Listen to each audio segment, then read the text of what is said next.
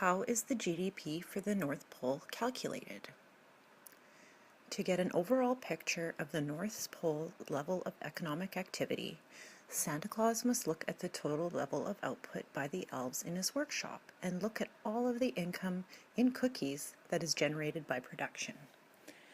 Santa must look at whether or not the value of each toy part that the elves produce and whether it is passed on to another elf as an input of a final product, an intermediate good, or if it is a final good, as in, is it a toy that will be put on Santa's sleigh? Some elves make pieces that do not get delivered to kids as they are, but are sold for cookies to other elves who then use those pieces as inputs for the final toy. It is those toys that will be left in the stockings of boys and girls.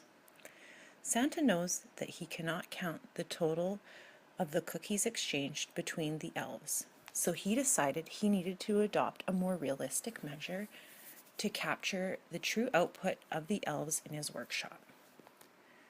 That method he chose was the value-added method. Value added is the amount of value that the elves add to the toys over and above the cost of the intermediate goods, which are the toy pieces. This gives Santa the net value of the North Pole's output that was contributed by the elves' workshop.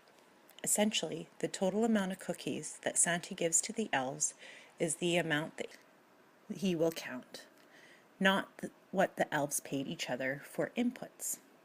Now that Santa is confident that the cookies are not double counted, but that the value of output is now an accurate portrayal of the North Pole economic health, he can now focus on a better measure of miles per reindeer to optimize his busiest night of the year.